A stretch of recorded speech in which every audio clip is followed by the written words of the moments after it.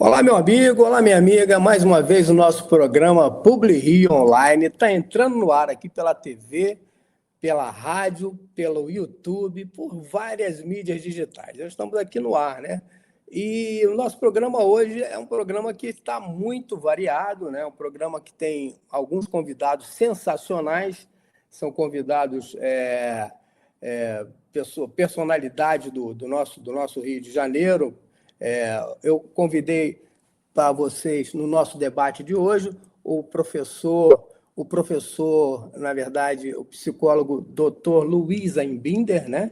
É um homem muito conhecido aqui no Rio de Janeiro, o psicólogo Dr. Luiz Aimbinder, daqui a pouco está com a gente. Eu também convidei um cardiologista, um dos melhores cardiologistas aqui do Rio de Janeiro, que é o cardiologista Dr. Cícero Munhoz, uma pessoa muito bacana, muito interessante aqui do Rio. Vou mostrar para vocês o estúdio da rádio está aí, para vocês verem.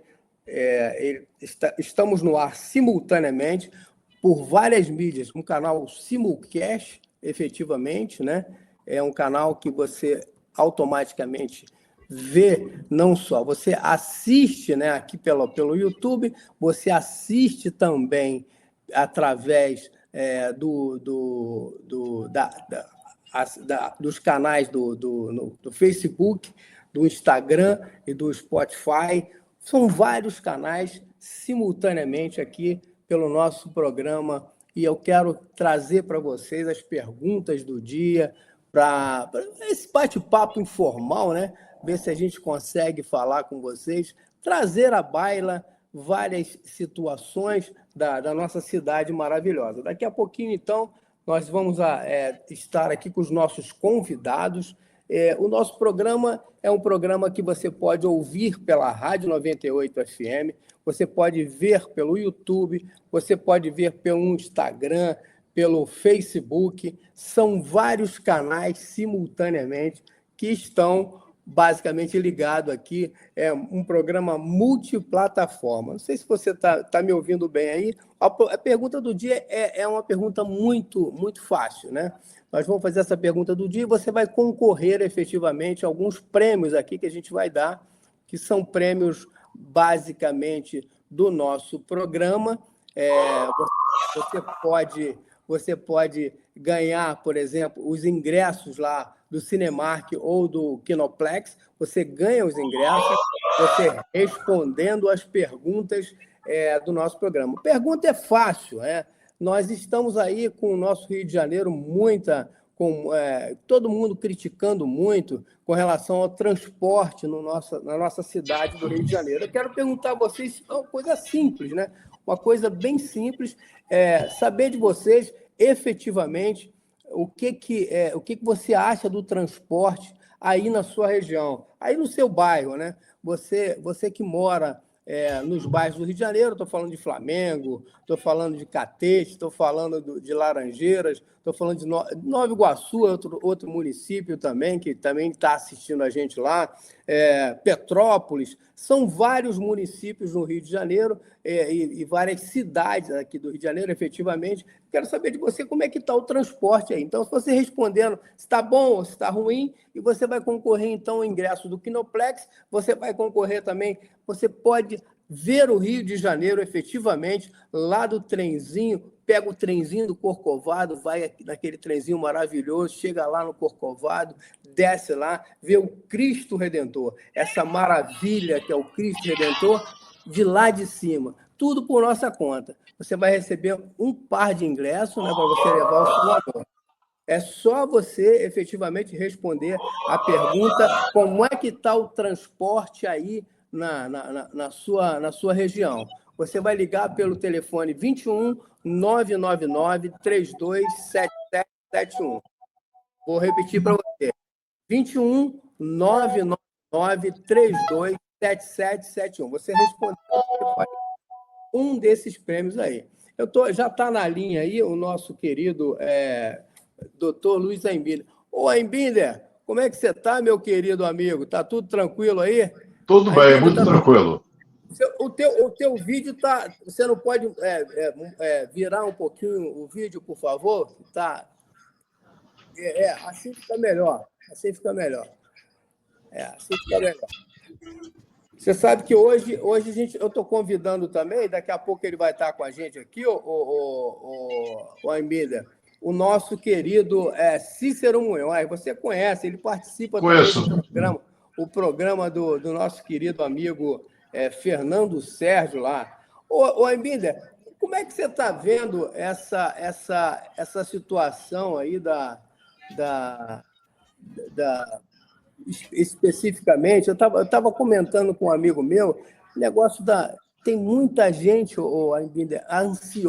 ansiosa no Rio de Janeiro.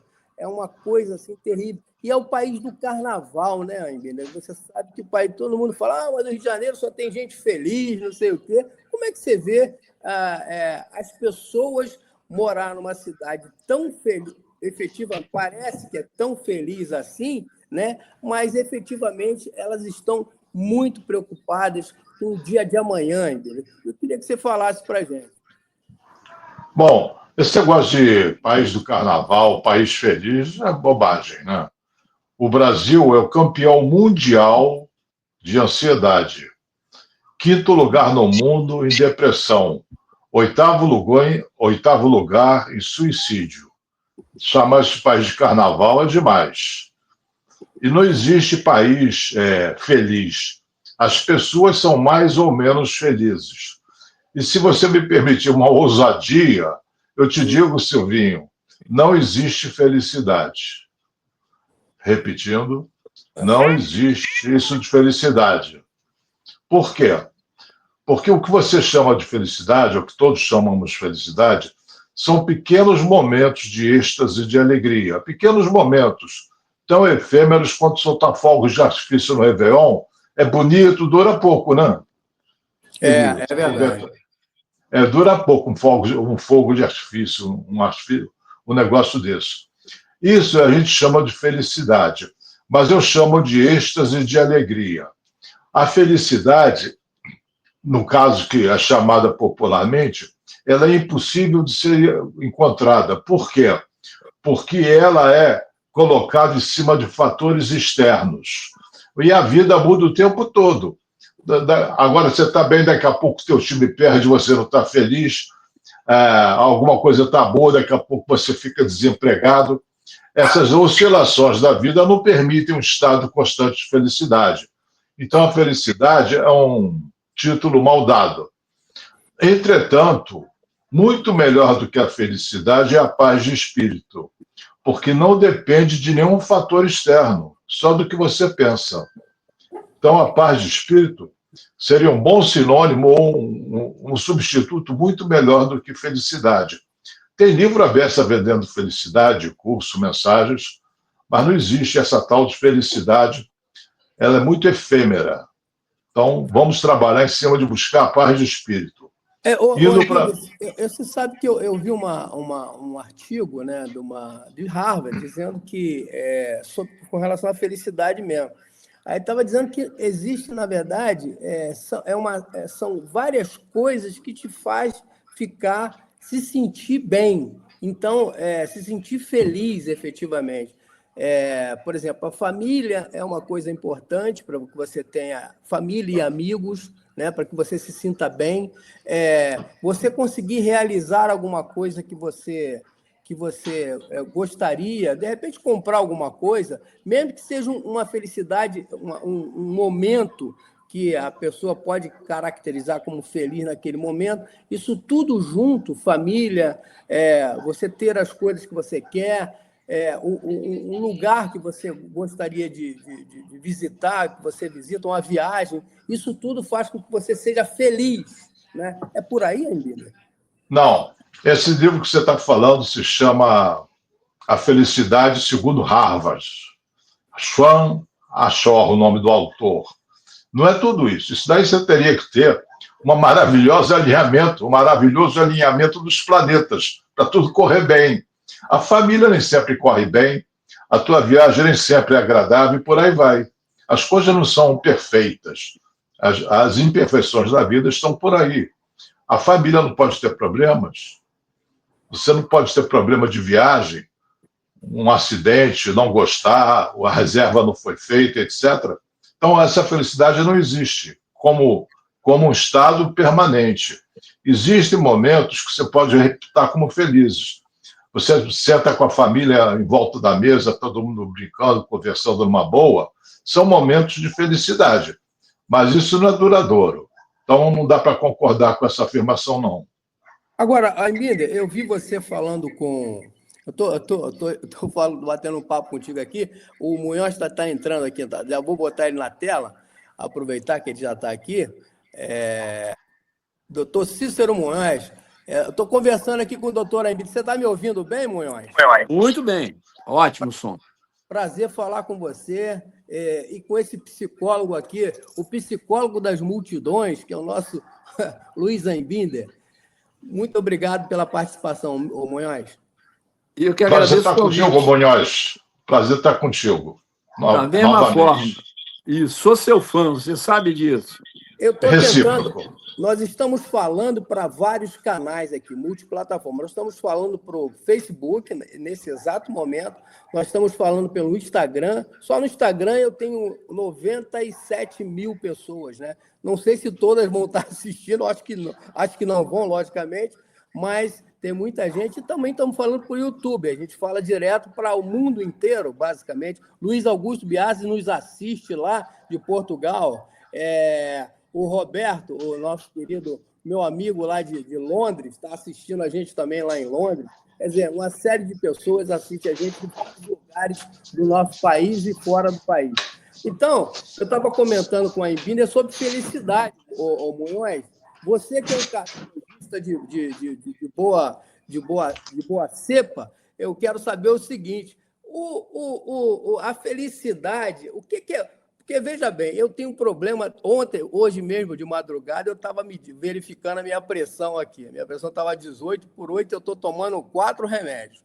Mas o que é felicidade, na sua opinião? Olha, Silvio, a felicidade é uma coisa muito ampla, né? Eu vejo assim, a felicidade é você poder fazer aquilo que gosta, né? Aquilo que você ama fazer. Esse é um dos lados da felicidade, né? As pessoas, o trabalho ele é ruim quando você faz por uma necessidade puramente monetária, né? Material. Quando você faz aquilo que você gosta, aquilo é uma parte da felicidade, né? A vida é assim. Eu já me aposentei aí, já saí já estou na reserva das fileiras da aeronáutica há mais ou menos 10 anos e continuo trabalhando, porque o trabalho preenche, é uma das partes da felicidade. Outra parte da felicidade que preenche a minha vida é a minha família, a família que eu constituí e que eu tenho ao meu lado. E como continuidade da minha família, os meus amigos. Então, eu acho que quem tem uma família constituída, amigos, né, quem ama aquilo que faz, ama a sua profissão, esse eu acho que é o pilar principal da felicidade. Ô, Arminder, tá vendo? É a tríade que eu tinha te falado anteriormente. Família, amigos e ter o que você gostaria de ter. É a tríade que foi feita essa pesquisa. Não isso não, a minha percepção não é felicidade, isso daí é realização. Você constitui uma bela família, você se sente satisfeito no trabalho, dá um sentido à tua vida com as amizades, isso é satisfação, realização. Realização. O que é chamado de felicidade é um erro de linguagem. Porque a felicidade é você ter momentos de êxtase, momentos de alegria que são muito efêmeros. Por exemplo, teu time ganha, você pula de alegria, daqui a pouco está brigando com alguém, com o torcedor oposto. Acabou a tua felicidade, ela é muito efêmera. A minha defesa, um minutinho só, Silvinho, só para os Munhoz. A minha preocupação, ou o que eu procuro instilar também dos meus clientes, é a paz de espírito, porque não depende de nenhum fator externo, independente de você ter família, não ter amigos, não ter, trabalhar, não trabalhar no que gosta, isso são circunstâncias. Mas a paz de espírito, você sempre tem controle sobre ela, porque não é fator externo. Pode falar, Beleza. Silvinho. Bom, vamos para o nosso debate. Ô, Munhoz, você está entrando agora. O Anbinder já é titular aqui do nosso debate. Eu tentei trazer aquela turma do Haroldo de Andrade para cá, porque eu botei debates populares, porque copiei, né, efetivamente. Chacrinha já dizia, nada se cria, tudo se copia, né? E a gente tem fazer esse benchmark aqui. O Anbinder é titular do nosso programa, espero que você participe também muitas vezes. Agora, vamos aos nossos debates. Você pode discordar do Anbinder, e sem problema, e vice-versa. Todos aqui... Não pode discordar, Munhoz. Ou eu estou certo ou eu estou com a razão. Você escolhe. Tirou daqui, como diz o outro. Essa polarização existe até aqui também. Também. Veja bem, eu vou botar para vocês aqui um vídeo. Eu quero saber o seguinte: STF em xeque. Marco Aurélio versus Moraes, Alexandre de Moraes. Vamos ver se dá para a gente colocar o vídeo aqui, para a gente assistir isso aí. Vamos lá. Vamos lá. Vamos lá. Vamos lá, vamos lá. Eu acho que não vai entrar. Deixa eu tentar ir aqui para ver... O senhor avalia que o Supremo Tribunal Federal, nesse caso, está extrapolando as competências e que o ministro Alexandre de Moraes também estaria? Eu acabei de dizer que não vejo como se chegar ao julgamento de cidadãos comuns. A denominada prerrogativa de foro visa proteger o cargo que está sendo ocupado, e não o cidadão.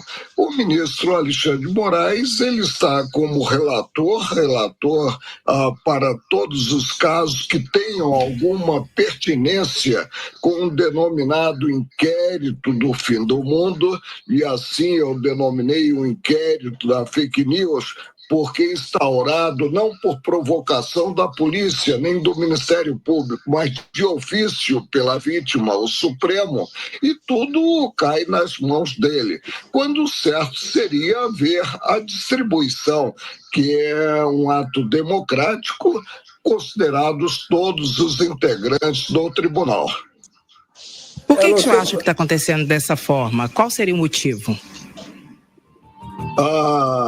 O fato de não haver acima do Supremo um órgão para corrigir os pronunciamentos que formalize não leva à forçação de mão, mesmo porque nós sabemos que o exemplo vem de cima.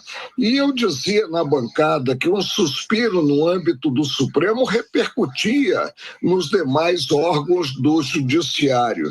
Evidentemente, o fato dele se pronunciar e não haver possibilidade de impugnação apenas gera uma responsabilidade maior e uma afinidade maior com o direito aprovado pelo Congresso Nacional.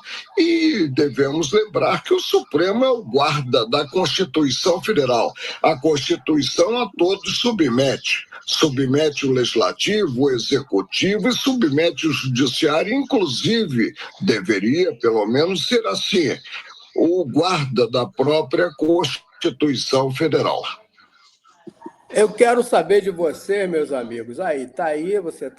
Vocês devem ter acompanhado o Marco Aurélio já em várias entrevistas, né? Aí eu quero saber, basicamente, o que vocês estão achando, então, dessa situação toda. O Marco Aurélio tem razão, não tem razão? Eu sei que é difícil hoje em dia a gente falar sobre isso, mas é a questão que está no ar aí para todo mundo. Queria saber a opinião de vocês. Você, Munhoz, por favor. Eu acho que praticamente tudo que o ex-ministro Marco Aurélio falou, eu concordo. Primeiro, porque a gente está vivendo um momento muito difícil mesmo, né?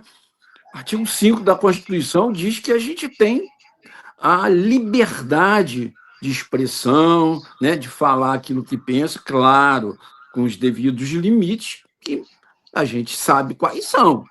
Mas, hoje em dia, a coisa está um pouco mais complicada. Esse é o primeiro ponto que eu vejo. O segundo ponto que eu vejo é que, desde que eu entendo o que é justiça, a pessoa que é o juiz, se ele está dentro, né, da polêmica, e tem que estar fora do julgamento. Então, isso aí eu estou vendo agora o juiz que ele preside lá o julgamento, ele é parte interessada no julgamento, ele foi ofendido e ele faz tudo dentro do julgamento. Então, eu acho que isso é uma outra coisa. O juiz tem que se julgar suspeito em determinadas situações, falar, não, eu sou parcial se eu entrar nessa causa. E a gente não está vendo isso. E, por fim, eu vejo que o julgamento já vai para a última instância. Eu vi lá, teve o caso, né, há muitos anos atrás, do atual presidente Lula, em que a coisa subiu de instância para instância, a primeira, para a segunda, para a terceira, e iria chegar à última instância, quando, então, por uma questão puramente burocrática, foi tudo anulado, né? Não vamos entrar aqui em detalhes, nem politizar a situação, mas foi isso que aconteceu. Então, por que não acontece da mesma forma agora?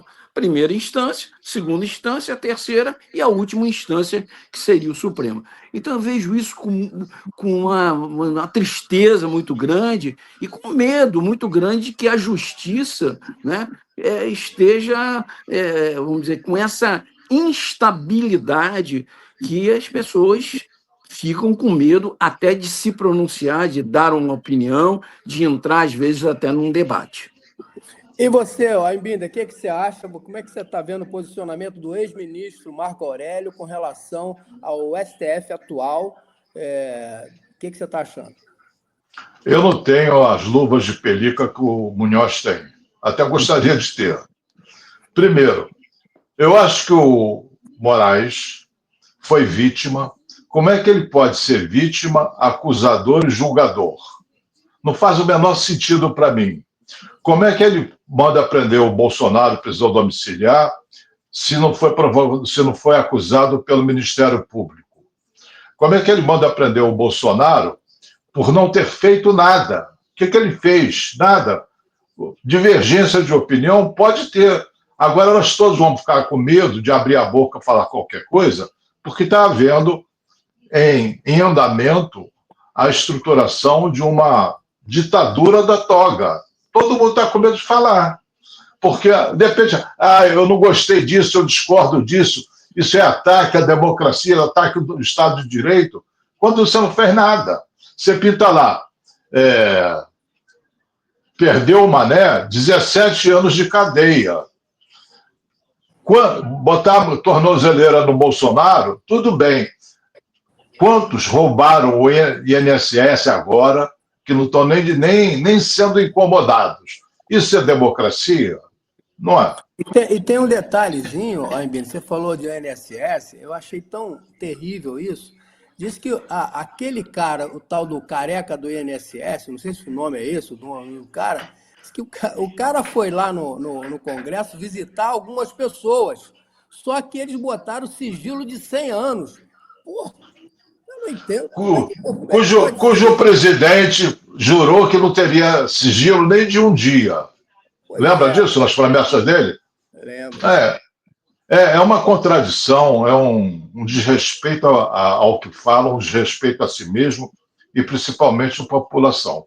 Você acredita em algum político? Hoje em dia está difícil, está difícil hoje.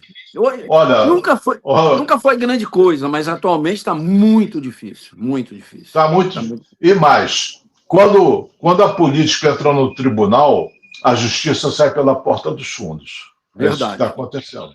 Agora, meus amigos, meus debatedores queridos, agora vamos falar sobre a COP30, né?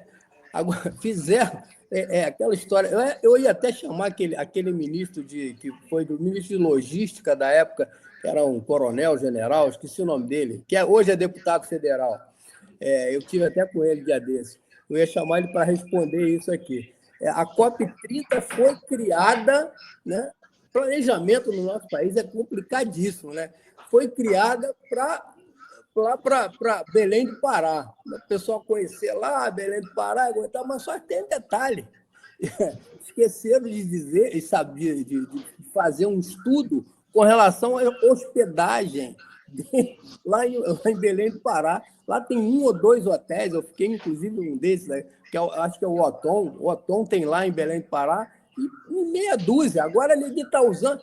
Você tem a ideia? Os caras estão se hospedando em motel, e o motel era 30 merréis, os caras agora estão cobrando um absurdo para as pessoas se hospedarem. Aí contrataram 2 navios, né, 2 cruzeiros para hospedar o pessoal. Como é que é isso, hein? Eu não posso entender, né? Como é que essa reportagem... Eu tinha uma reportagem que mostrar para você, mas não vai dar para entrar. Quer dizer, o cara programa tudo, mas só que não avisa que não tem hospedagem. É uma brincadeira. Isso acontece no nosso país, hein, Binder? Olha, quem fracassa em planejar, planeja em fracassar. Boa, essa é boa, essa é boa.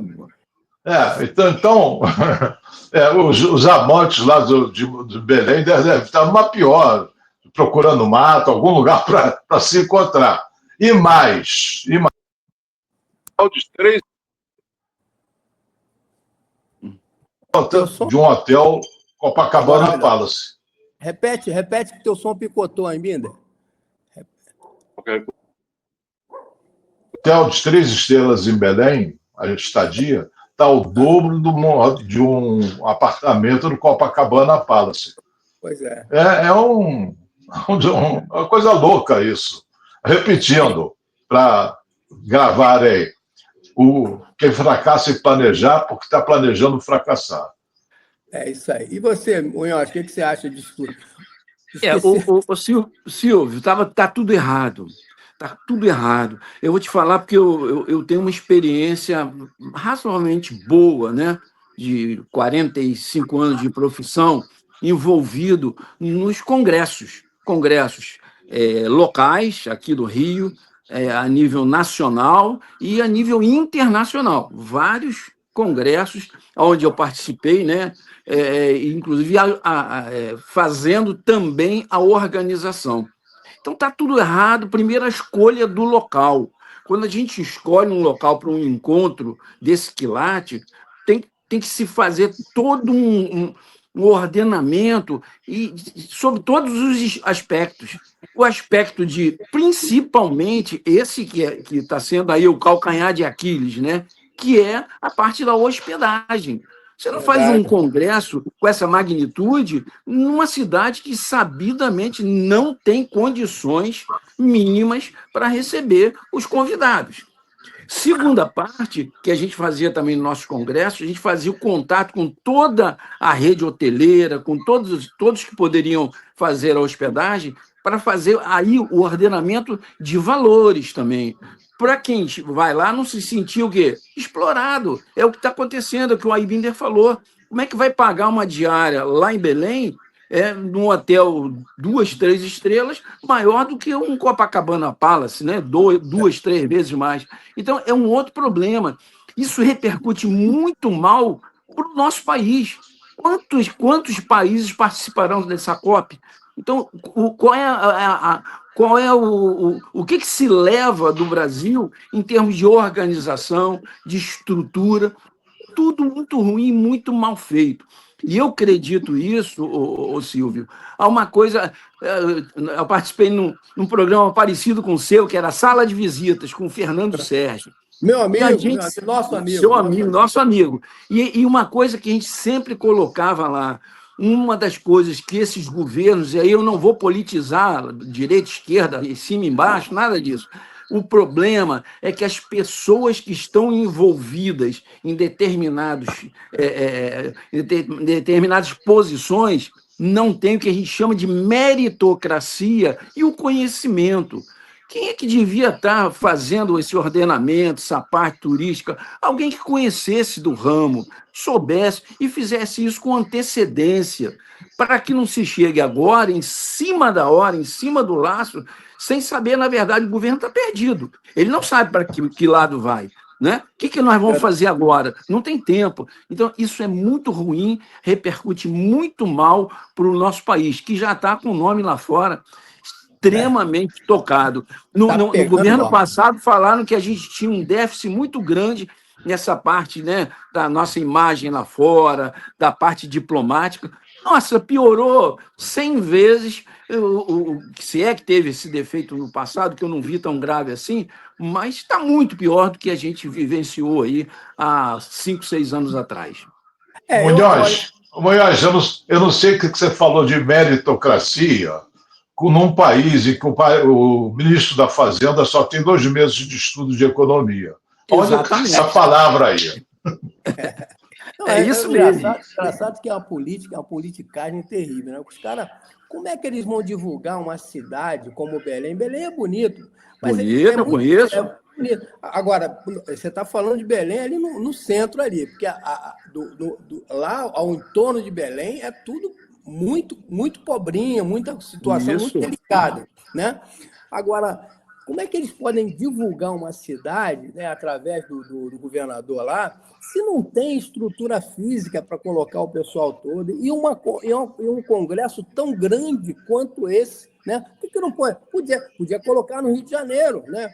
Porque tem muito mais estrutura, as pessoas se sentir melhor, as pessoas iam ver a cidade, ia voltar na cidade. Eu duvido que uma pessoa que vá a Belém hoje com esse problema todo, ficar dentro de um motel, entendeu?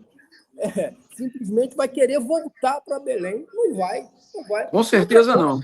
A parte de avião, a parte de estrutura de avião, de táxi, de condução, vai ser um problema terrível. Terrível. Os caras não pensam, eles pensam politicamente, eles não pensam na estrutura.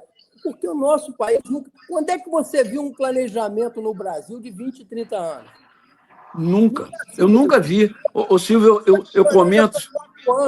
4 anos e se muito. Ô Silvio, eu comentei uma coisa uma vez com um colega meu que era ligado a essa parte de transporte e a gente estava conversando. Se o Brasil fosse um país que planejasse, a gente teria uma linha amarela com um transporte de trilhos no meio das 2 pistas, da pista de ida e de volta.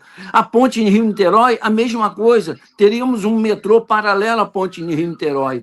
Mas se planeja a coisa para 5, 10 anos. No exterior, eu, graças a Deus, viajei esse mundo todo aí e vi. Tem países aí que tem obras que têm 50 anos e funcionam muito bem. Agora, vai me dizer que há 50 anos atrás, quando eles fizeram, eles já achavam que ia ser essa magnitude? Porque, com certeza, sim. No início era uma coisa até talvez subutilizada, mas depois eles sabiam que, com o correr do ano, dos anos, o transporte ia evoluir, o número de automóveis ia aumentar, o número de habitantes, né? A população ia crescer. Então, isso tudo é muito bem feito em países de primeiro mundo. E a gente podia fazer aqui. Não tem muita dificuldade. Mas, infelizmente, as obras, como você falou, são feitas no máximo para durar 3, 4 anos e já está tudo perdido. Bom, gente, agora eu quero falar com vocês sobre a vacina universal contra o câncer. Mas isso para você, eu acho que é um prato cheio mesmo, né? O que essa perspectiva de vacina universal contra esses vários tipos de câncer representa para o futuro da medicina preventiva aqui no Brasil mesmo? O que você acha, você que é médico, com relação à vacina? É uma coisa, eu acho sensacional, né? A vacina, eu sempre digo que é uma ferramenta fundamental, né, para o mundo inteiro. Graças à vacina, que uma série de doenças foram praticamente erradicadas, outras estão sob controle quase que absoluto. Né? Tivemos recentemente aí, né, o problema da Covid, que foi uma pandemia, que era uma coisa que a gente não tinha experimentado ainda, mas era uma coisa de uma gravidade enorme, né? A gente viu as consequências, e o Brasil foi considerado um dos países que melhor se enfrentou a Covid, né? Graças às vacinas. Tornou uma coisa muito politizada por informações totalmente descabidas, né? Aqui no Brasil, eu acho que o caminho da vacina foi o correto. Quando atrasou o início da vacinação. Não atrasou, não. Mentira, isso não é uma verdade. A vacinação que chegou e foi pesquisada por médicos, autoridades no assunto, né, que primeiro perguntaram, vem cá, vamos ver a vacina. Que tipo de vacina é essa? Como ela é feita? Então, isso tudo era importante para ter a segurança que uma vacina mal estruturada, mal pesquisada, com uma correria muito grande, como foi a vacina da Covid, pode trazer transtornos, sim. Então, isso foi muito bem trabalhado, né? Os nossos órgãos de controle fizeram muito bem e chegaram a uma conclusão. Não poderia ser feito assim. Chegou a vacina, Pfizer, vem aqui, eu vou dar a vacina na população toda. Não é bem assim. Então, voltando à sua pergunta, a vacina hoje é fundamental. E uma série de doenças, elas têm que ser realmente prevenidas, né? A medicina preventiva ela é muito mais barata do que a medicina curativa. Então, é muito importante. Quando a gente fala em vacina, a gente está falando também em saneamento básico, uma série de coisas que previne as doenças, que faz com que a doença não chegue, ou se chegar, esteja muito bem controlada. Em relação a essa vacina do câncer, isso é uma pesquisa muito antiga, e que ela foi mais à frente agora com uma certa rapidez por causa exatamente da Covid. Por que a Covid? Porque eles precisavam de uma vacina muito rápida. E as vacinas mais rápidas, elas não podem ser do aspecto convencional. As vacinas do sarampo, da gripe, que tem uma certa demora na sua confecção. Para os nossos ouvintes entenderem, essas vacinas envolvem um tempo grande e até elas são confeccionadas em embriões de galinha, ovo de galinha. Então, isso tem um tempo grande. Qual foi a tecnologia que mudou? Mudou que eles fizeram uma vacina baseada no RNA. O RNA é uma proteína que existe no núcleo da célula. E fazendo vamos dizer, um trabalho em cima desse RNA, do vírus, claro, né? E das células, que agora está sendo pesquisada das células cancerosas, eles conseguem vamos dizer, uma rapidez muito grande e, segundo até agora as pesquisas, eles conseguem uma eficiência muito boa. O que a gente ainda não tem a certeza é que se essa vacina que envolve o RNA, né, o ácido ribonucleico, que está no centro de uma célula, ele pode interferir a médio e longo prazo no organismo humano. Esse é um problema que está sendo resolvido. Por isso que as crianças elas foram tanto quanto preservadas dessa última vacina, que foi a vacina da Pfizer, que era uma vacina baseada no RNA. As crianças foram mais vacinadas com segurança com a primeira vacina, que era a vacina chinesa, que tinha vamos dizer, o conceito tradicional das vacinas. Eu acho que é uma pesquisa que tem um bom futuro e espero realmente que a coisa vá à frente e em poucos anos, em pouco tempo, a gente tenha à disposição a vacina contra o câncer. E você, Arminda, o que você acha dessa novidade aí que está surgindo? Eu não tenho as informações técnicas que o Munhoz tem, minha formação é outra. Eu acho que a vacina, pelo que eu vejo, faz efeito. Por exemplo, sarampo praticamente zerou, poliomielite também zerou. Antigamente, na nossa infância, tinha muito disso e agora não tem. Teve agora no Brasil, quando o pessoal da Venezuela veio para cá, no Acre, sem estar vacinado, teve alguns casos de sarampo. Eu sigo rigorosamente as tabelas que o governo oferece de vacinação. Tive Covid, mas eu acho que a minha Covid foi muito fraca, talvez por causa da vacina. Ela não me pegou na plenitude de arrasar. Eu tive a Covid, mas superei relativamente bem. Então, eu sou adepto da vacina, não acho que a vacina me transformou em jacaré. Isso mesmo. Essa foi boa. Boa. Agora, você sabe que o grande sonho da população, de um modo geral, vocês talvez não tenham passado por isso, mas comprar sua casinha, né? O cara sempre pensou em comprar casa. Primeira coisa que o trabalhador pensa é, vou trabalhar para comprar minha casinha. Eu lembro que meu pai fazia isso, meu pai lá, militar, chegou lá de Minas, coisa e tal, ele veio de Minas para cá, para o Rio, aí pegou um táxi. Escuta essa, Munhoz. Estou falando de 1900, nos anos 40. Pegou um táxi, já nos anos 40. Pegou um táxi e foi da Central do Brasil. Aí ele pediu para o cara levar ele, se eu não me engano, acho que em Botafogo. O cara deu uma volta na cidade inteira, foi para Copacabana, não sei para onde, e levou ele. Meu pai é mineiro, né? Chegou aqui, aí a primeira coisa que ele falou, pô, meu filho, levei uma volta, o cara me deu uma volta. Mas meu pai, a primeira coisa que ele pensou foi comprar sua casinha. Eu acho que todo mundo é assim, família em casa, né? Aí eu quero saber de você, o Aimbinder, o que você acha, né, de priorizar? O governo deve priorizar a regularização fundiária nas favelas ou investir na construção de novas moradias populares para enfrentar a crise habitacional aqui no nosso país? A gente vê as favelas, aí a gente, mas como é que a gente consegue chegar lá? Será que a gente poderia chegar e urbanizar aquilo ali, colocar o Estado dentro da favela, efetivamente, tirar os bandidos de lá? Eu acho que é sonho, né? É sonho, Aimbinder, isso? Não, isso pode ser recordação.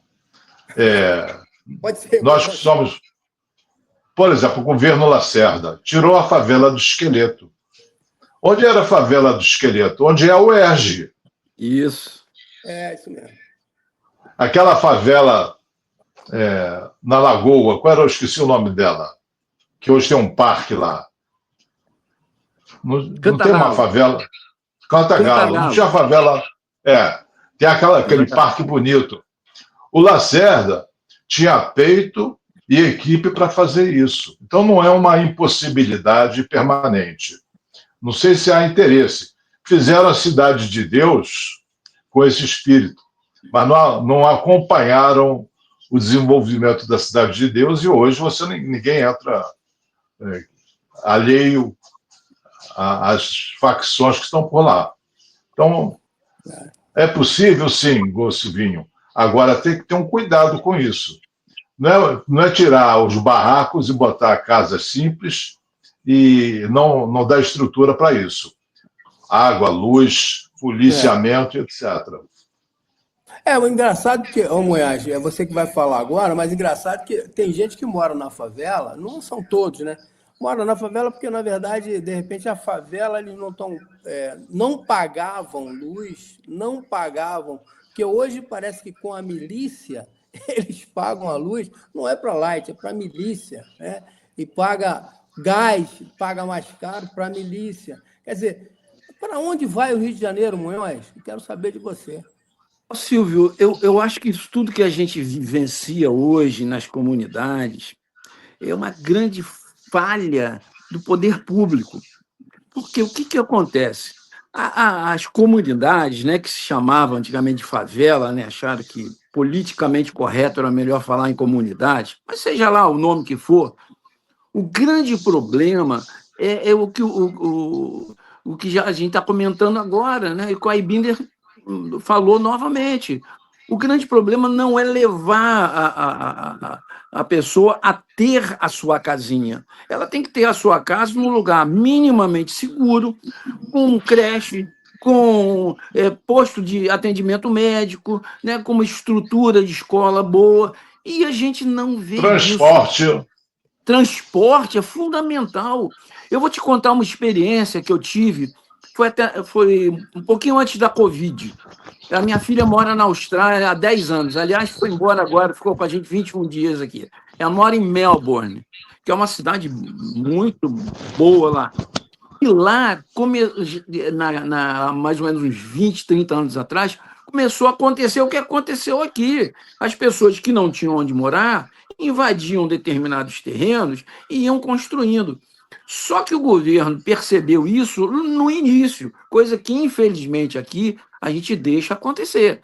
E quando vai ver, a coisa é gigantesca. Então, o que eles fizeram lá? Quando eles viram que começou isso a ficar num patamar difícil de controlar, sabe o que eles fizeram? Eles foram para lá, cadastraram todas as pessoas, pegaram um terreno enorme, fizeram apartamentos que você olha, não é coisa feia, não, uma coisa bem feita, bem estruturada, digna, e levaram todas essas pessoas para esse local, mas com estrutura, como a Ibner falou, transporte, lá você tem um metrô de altíssima qualidade, ônibus, trem. Então, é isso que tem que fazer. Não adianta você tentar tirar a pessoa de um lugar, levar para outro, se você não dá a estrutura mínima. Então, isso eu vi hoje, agora pela manhã, na televisão, aquele helicóptero de manhã, ele focalizando as pessoas que estão morando, sabe aonde, ô Silvio? Na beira da linha do trem, a 2 metros de onde passa o trem. Então você vê como é que a coisa está perdida, não tem mais controle, não tem mais controle. E um amigo meu falou uma coisa muito certa. Ele fez uma garagem, um telhado para 2 carros na casa dele, e na hora ele foi receber um comunicado da prefeitura dizendo que foi plotado isso aí, que isso viria no IPTU. Aí ele me perguntou, vem cá, e quando essas favelas, né, essas comunidades começam a crescer, invadir até áreas de preservação ambiental, ninguém faz nada, ninguém vê. Quer dizer, essa mesma câmera, esse mesmo drone que viu a minha casa, será que ele não está vendo as áreas que estão sendo invadidas? E seguramente será um aumento maior ainda da violência, de todos os problemas que nós temos hoje? É uma pergunta importante. É verdade. É uma situação delicadíssima essa, né? Agora a gente tem que tentar. Eu penso da seguinte forma, eu não sei o que vocês pensam. Eu penso que o governo parece que perdeu a mão, né? Governo estadual, municipal, federal também. Federal, acho que não. Ele nem quer ver, o ministro nem fala no Rio de Janeiro, não fala do Rio, não fala nada, não quer saber.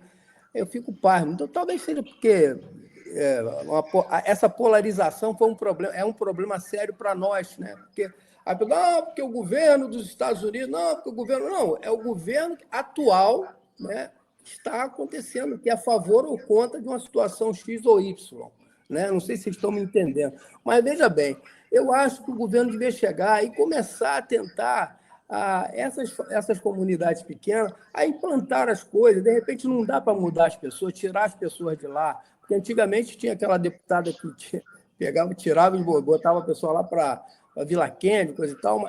Sandra Cavalcante. Sandra Cavalcante, exatamente.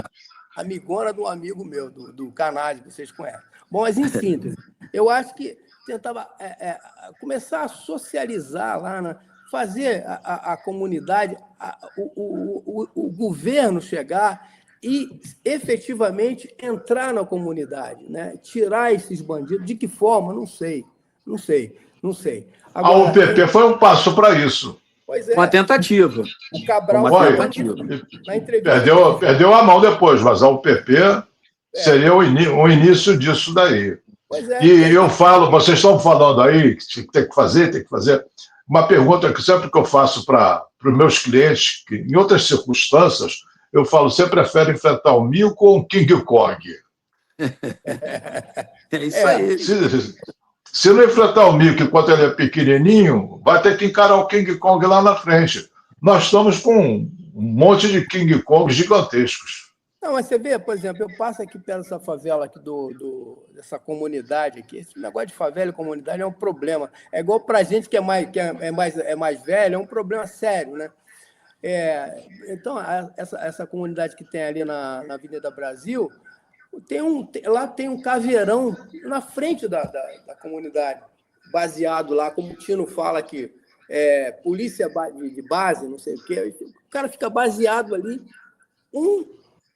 simplesmente um caveirão do lado de uma patamo. Porra, mas fazendo o que ali? Lá atrás está rolando cocaína, tudo rolando geral, nego matando a roda, e os caras aqui parece que eles estão fazendo segurança dos bandidos lá atrás. Eu não entendo isso, porra. Não entendo. Ô Silvio, tem um outro detalhe importante que a gente tem que envolver, infelizmente, tem que envolver os políticos, né, que não fazem muita força para a coisa acontecer. Eu vou te contar uma história rapidinha de um amigo meu, muito amigo, era mais amigo até do meu irmão. A gente estava numa festa de aniversário e conversa vai, conversa vem, falando sobre tudo, como a gente está falando aqui no nosso debate, e ele me perguntou assim: Cícero, você é médico, né? Ah, eu sou médico e tal. Você já ouviu falar em milícia? Olha, isso que eu estou te contando tem precisamente uns 30 anos quase. Vai vendo, 30 anos. Eu estou te falando no final da década de 90, mais ou menos. E aí eu falei, milícia? Eu até brinquei com ele. Falei, milícia que eu lembro de um livro que eu li no colégio, Memórias de um Sargento de Milícia. Milícia, né?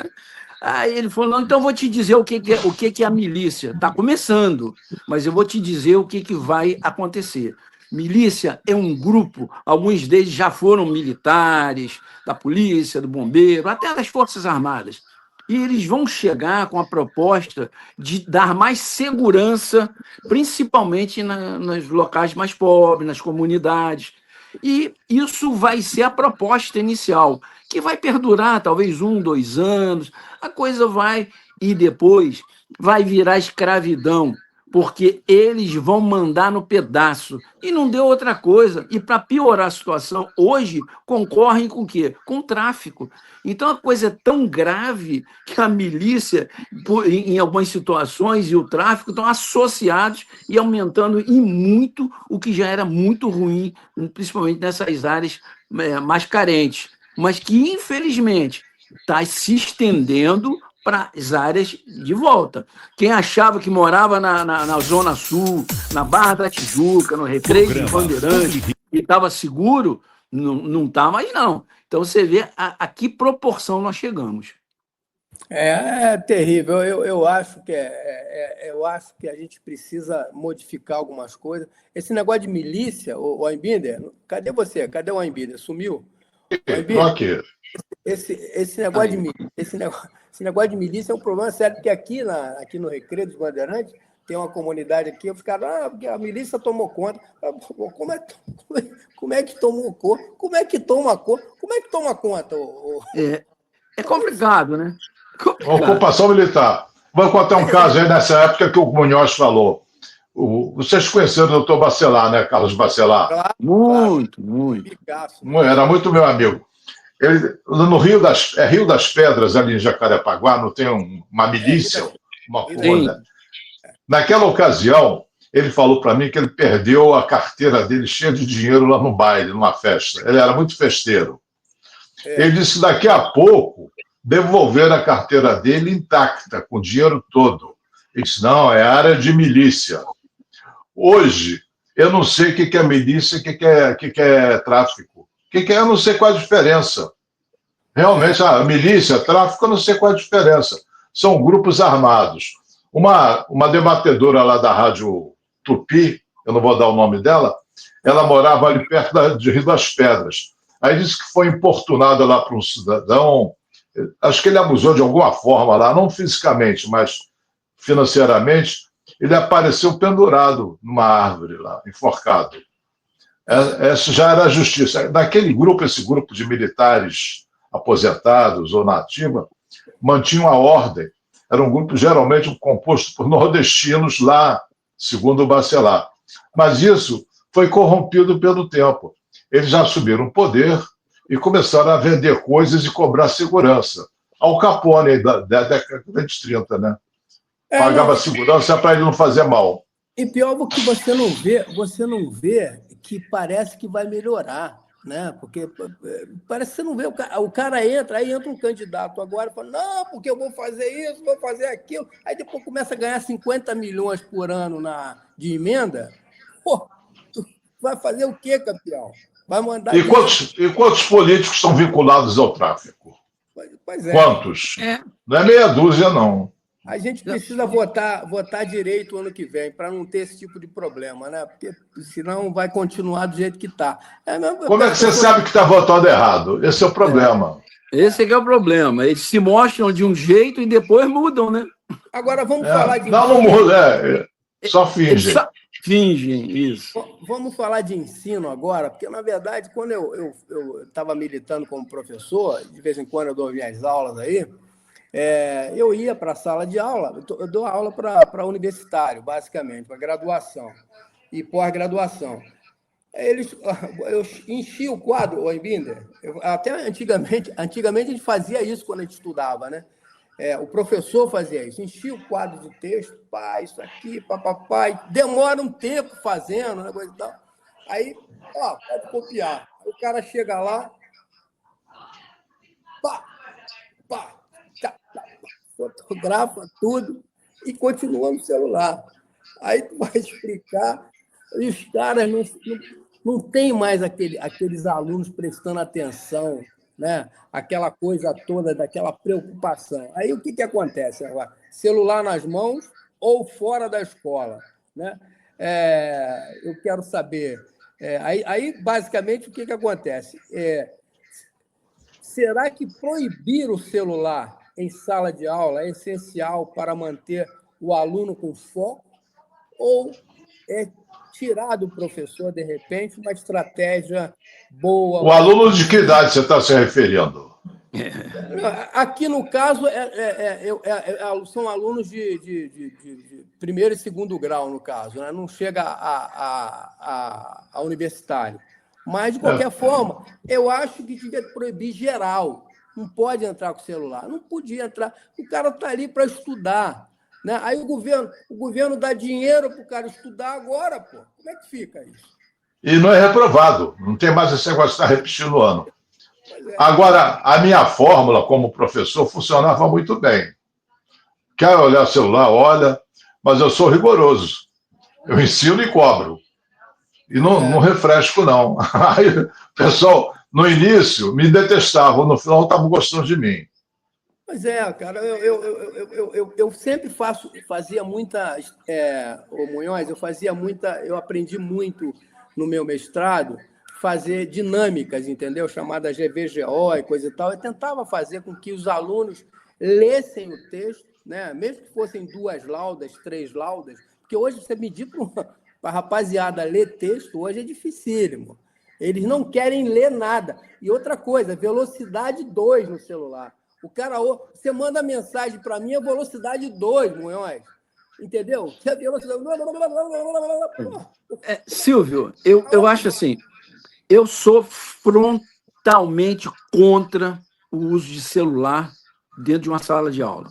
Seja da criança no jardim, na infância, até a universidade. Vou te explicar por quê. Primeiro, eu acho que não acrescenta absolutamente nada. Ou seja, dentro de uma sala de aula, você tem um professor, você tem os alunos, você tem a sua forma de ensinar, né? É isso que conta. Eu estou te falando isso com conhecimento de causa. Eu fui professor da Universidade Castelo Branco, final da década de 80. Eu sou professor fundador do curso de Fisioterapia e Terapia Ocupacional. Eu estudei lá. Então, foram 17 anos de magistério. E eu te falo, o telefone não faria nenhuma falta do ponto de vista de produtividade do aluno, só atrapalharia o foco. Então, eu ainda sou muito conservador no que diz respeito ao ensino. Uma coisa que hoje me preocupa muito, Silvio Embinder, é essa história de EAP, né? Esse ensino à distância aí, né, em casa. Eu sou contra também. Eu acho que uma formação, principalmente uma formação acadêmica, ela requer aulas presenciais. Que história é essa? Agora, houve uma proibição recente, ainda bem que fizeram isso, da proibição de aulas não presenciais para alguns cursos, dentre eles de medicina. É claro, que tipo de profissional a gente vai formar? Sentado numa cadeira, no quarto dele, vendo um computador e assistindo uma aula ou conversando virtualmente. Eu sou completamente contra esse tipo de coisa. Então, não só o telefone, como a própria internet, que eu acho que é bom e é ruim, tem dois lados, a gente tem que aproveitar só o lado bom. É pesquisa, ok, isso sim, mas não deve substituir aquilo que a gente sabe que dá resultado, que é a educação presencial. A figura do mestre, a figura do professor é fundamental. E o aluno gosta, Concordo. ele gosta disso, Concordo. ele gosta de estar Precisa. ali, E né? precisa, né? E precisa, Precisa. claro. E E precisa. você? Agora, posso acrescentar um Claro. adendo a situação do celular? Existe uma doença hoje que se chama nomofobia. Nomobilifobia. Isso. A pessoa sem o celular entra em desespero. É mais fácil eu sair de casa sem sapato do que sem o celular. É isso. Leva a bateria de reserva, sabe? Tira o celular de uma criança, um garoto de 10 anos. Ele entra em desespero. E adultos também. Tem adultos, tenho uma cliente que ela tinha um emprego ótimo, numa empresa muito boa, dava carro seguro do carro e tudo, pagava acho que 40 mil reais para ela por mês. Ela foi demitida pelo uso indevido de celular. O tempo todo ela ficava no celular. Nomobilifobia.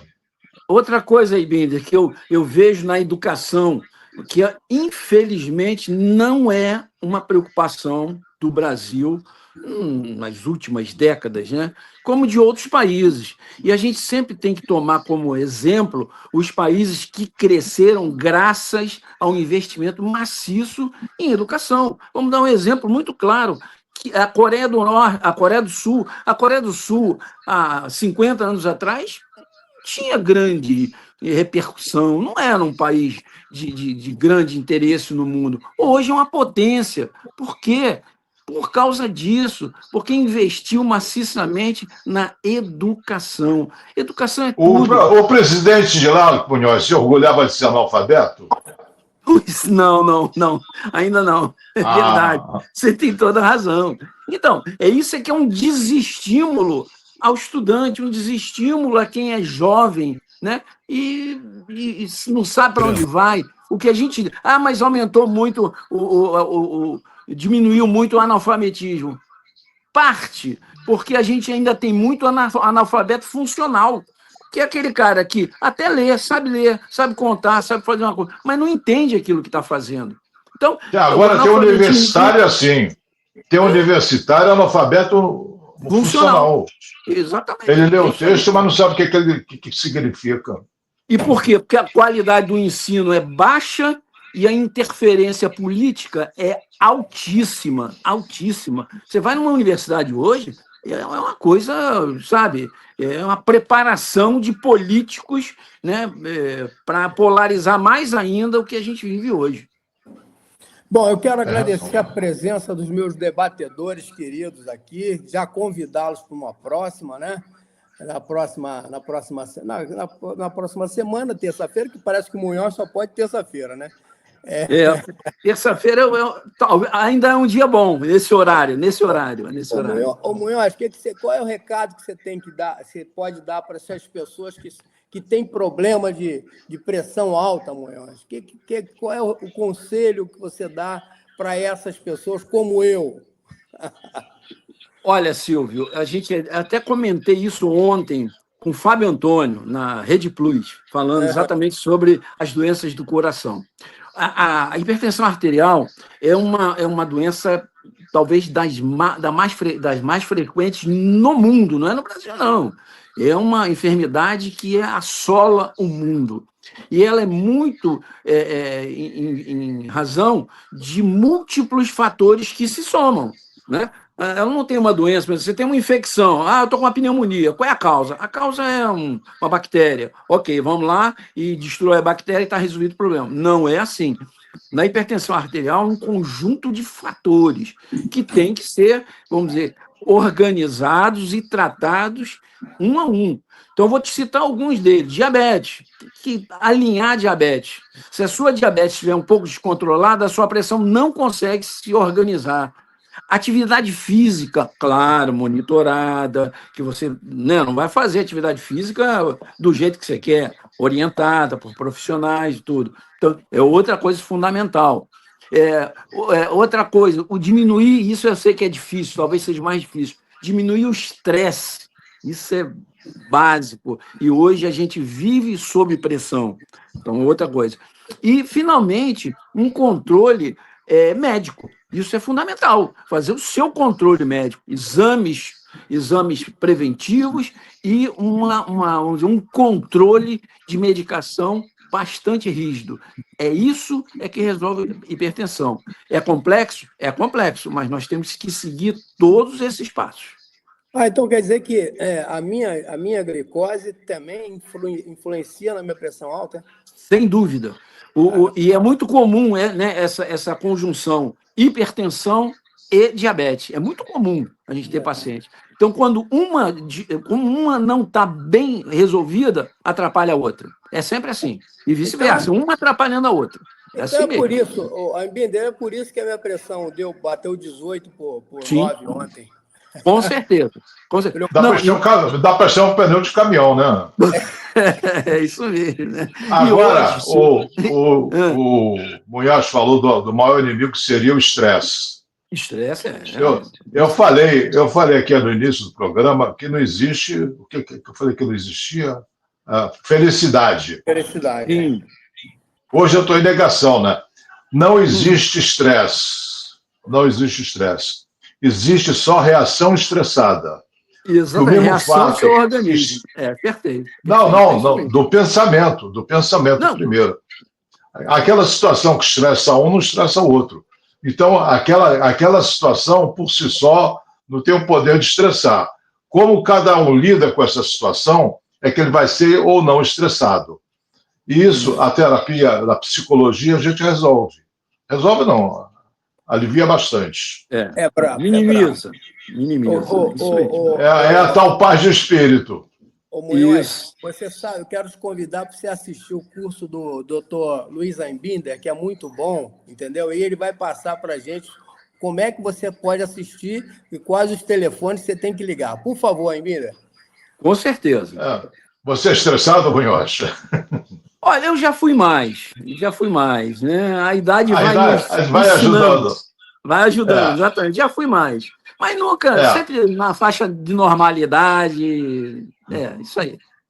As minhas turmas são pessoas de idades variadas e elevadas. Tem gente de 90 anos, de 85, a maioria é mais jovem, né? E eu brinco com eles e digo que isso aqui é um jardim de infância geriátrico. É uma turma de jovens há mais tempo. E bagunça, que eu adoro, né? Eu incentivo até, porque rir faz a pessoa mais inteligente, muda a química cerebral. E uma aula séria é pesada. Imagina a resposta do Silvinho, o curso é presencial e online, a pessoa pode escolher. O telefone é 21 991 16 1999. Repetindo, 21, Rio de Janeiro, 991 16 1999. É só mandar um WhatsApp que eu respondo para todo mundo. Munhoz, o teu telefone, você atende só aí na Força Aérea, não é isso? Eu atualmente, a minha atuação, né, profissional, é basicamente no Hospital de Força Aérea do Galeão. Né? Às vezes a pessoa fala, voltou para a aeronáutica? É porque as Forças Armadas estão sofrendo um problema muito grande, Silvio, que é uma evasão muito grande de profissionais. Por exemplo, na aeronáutica, que é um local onde eu entrei em 1980 e me aposentei com 28 anos de trabalho. Voltei agora como TTC. O que é o TTC? É um trabalho por tempo certo. Eles estão requisitando as pessoas que já foram para a reserva, que já se aposentaram, pela falta de profissionais se formando. Caramba. Ou seja, os baixos salários estão afastando os jovens de entrar nas Forças Armadas e estão tirando pessoas que já estão lá dentro pedindo para ir embora. Aviadores. O ano passado nós tivemos 46 aviadores que pediram para sair. Saíram as Forças Armadas. Será que eles estão querendo acabar com as Forças Armadas? Mas não responde, não. Vamos deixar isso para um outro momento, né? Isso. Então estamos lá, e qualquer coisa que precisarem, Não, acho que não estão, não, Silvinho, não estão, não, de maneira nenhuma, você está sendo injusto. Por exemplo, a nossa primeira-dama foi transportada de avião para ir para o ginecologista. Foi. Avião da FAB, Isso que é corrimento, né? É verdade. Não, fora quando foi um avião da FAB de 100 e poucos lugares, né, que é o avião oficial, dizem que foi para a Europa, né, e para a Rússia, né, não sei. Não sei se uns 10 dias antes do presidente ir. Eu quero convidar vocês dois para assistirem agora, para desopilar o fígado, a entrevista que eu fiz com o Marcelo Madureira, né, do Cacete Planeta, para todo mundo, não só para vocês, mas também para todo mundo do canal do Facebook, do Instagram, do YouTube e também da rádio, né? A rádio está aqui, ó, tá ligada aqui, a rádio Pop Rio, que é a rádio 98.7. Grande abraço a vocês, muito obrigado pela presença. Obrigado. Um grande abraço para todos. E fiquem ligados aí no Marcelo Madureira, é bom, hein? Vamos assistir. Vou lá, tô ligado. Grande abraço. Tchau, querido. Grande abraço ao Aimender. Prazer em vê-lo. Tchau. Igualmente, o Maestro. Online. Apresentação, Silvio Barbosa. Oferecimento Rio Esporte Barbearia, a sua barbearia no Shopping Downtown Barra e Visconde de Pirajá 602, Ipanema. Olá, meu amigo, olá, minha amiga. Mais uma vez o nosso programa Publi Rio entra no ar aqui pela TV, depois ele converge para as mídias digitais. Ele vai para o YouTube, Facebook, Instagram e para os tocadores de podcast Spotify, Google e Apple. No Instagram a gente está com mais de 100 mil inscritos. E no YouTube a gente está precisando bombar, por isso que a gente tem as promoções aí. No YouTube a gente só está com 10 mil pessoas inscritas. Então, se você quiser participar das promoções aqui do programa, é só entrar no nosso YouTube e deixar inscrito lá. Eu quero participar da promoção Confeitaria Colombo, eu quero participar da promoção corte de barba e cabelo e podologia, e também as outras promoções do nosso programa. Bom, gente, hoje eu estou trazendo aqui uma personalidade do humor brasileiro. E para mim é muito orgulho estar trazendo um convidado assim, com esse humor mais irreverente, mais inteligente, que é o Marcelo Madureira. Tudo bem, Marcelo? Tudo bom, tudo bem, Silvio. Muito obrigado aqui pelo convite, me sinto muito honrado. E ainda mais por esses seus elogios aí, totalmente descabidos. Não, que isso. É bondade sua. Eu fiquei sabendo que você é egresso também da UFRJ, né? Sou engenheiro da UFRJ, da turma de 83, sou engenheiro de produção. É, engraçado, eu fiz o UFRJ agora, fiz doutorado agora, e estou fazendo pós-doc lá na COP UFRJ também. Sim. E o convidado anterior, que era o deputado Luiz Martins, lançou aqui no nosso programa uma Ajude a UFRJ, ou seja, ajude a Universidade UFRJ, que está basicamente em situações financeiras muito delicadas. Como é que você vê isso? Não, tem um programa de endowment, como se diz em inglês, que quer dizer doação. Inclusive um colega nosso, o Sidney Levi, ele está à frente disso, isso lá na Escola de Engenharia, não só uma doação financeira, mas também nós que estudamos na Escola de Engenharia, de certa forma, acolhermos e ajudar principalmente os estudantes carentes, né? Aqueles que não têm tantos recursos, no sentido de orientá-los, ajudá-los na compra de material didático, ajudá-los uma espécie de tutor, né, deles durante o curso. E é um trabalho muito importante que se faz. Eu acho que nos Estados Unidos é muito comum, né, as pessoas ajudarem o que se chama a universidade que a gente chama de alma mater, né? É verdade. A alma mãe.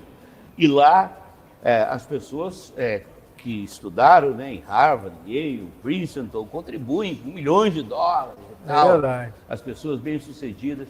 E aqui no Brasil, a gente não tem esse hábito, né, do que eles chamam de endowment, né, de doação.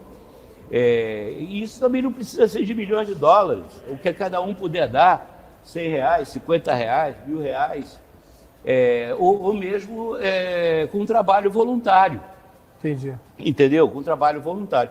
Eu sei que lá na escola de engenharia, né, na escola politécnica, tem esse grupo e que faz um trabalho importante nessa área, né, de ajudar principalmente não só a escola, mas principalmente os alunos carentes, né, que estão Agora, de engenharia. Madureira, me diz uma coisa, como é que foi a transição de engenheiro de produção para humor, para Cacete e Planeta? Me diz isso, como é que foi? Foi um pouco traumática, porque, na verdade, eu nunca pensei na minha vida que eu ia viver de falar babaquice. Eu sempre fui meio metido engraçadinho, desde eu estudei no colégio de aplicação aqui do FRJ também, sempre tive meu jornalzinho de humor e tal, mas era um hobby.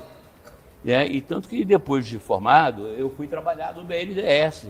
Era engenheiro do BNDES, fiquei lá 8 anos trabalhando com planejamento. Eu gostava do que eu fazia. Fui estudar fora. O meu sonho de vida era ser presidente do BNDES, era fazer carreira no banco.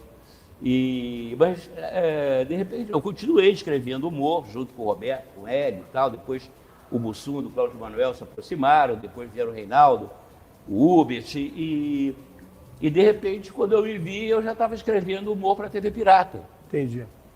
Na TV Globo. E depois que acabou a TV Pirata, nós inventamos o programa do Cacete Planeta. E o resto é história. Aí eu tive que realmente abandonar a minha carreira de engenheiro, né, que eu exerci por 8 anos, para enveredar para a carreira de humorista. Aí aquilo que era meu hobby virou profissão, e aquilo que era profissão virou meu hobby. Eu nunca me desliguei dos assuntos que me interessam, né? De planejamento, de gestão, macroeconomia. Eu sou um leitor ávido desses assuntos, participo de debates e tal. É um lado meio Batman, né? Eu tenho, né? É uma personalidade secreta. Agora, o Cacete e Planeta, ele basicamente revolucionou o humor na televisão. Basicamente, né? Qual o momento, assim, do programa que ficou mais na tua cabeça, assim, que você acha que foi uma coisa, assim, que você, quando está em casa, você lembra daquele... Eu acho que não como tudo na vida, a arte também é um processo. Então, nós, o Cacete e Planeta, todos os artistas, a gente recebe uma espécie de herança dos artistas que nos precederam, né? Uhum. Turma da Maré Mansa, aquela coisa toda. Turma da Maré Mansa, o rádio... Chico Anísio, Golias, aquilo tudo vai impregnando na gente, vai formando um certo caldo de cultura. A única diferença, talvez, é que a minha geração foi a primeira geração criada na frente da televisão. A geração anterior veio toda do rádio. É verdade. Que é o humor radiofônico. Antes veio até do circo. Do circo para o rádio e do rádio foi para a televisão. E nós fomos direto para a televisão, já conhecendo por intuição, de tanto assistir televisão, a gente aprendeu a linguagem da televisão e interpretou o humor do nosso tempo, né, já na linguagem de televisão. Entendi. Então, a gente...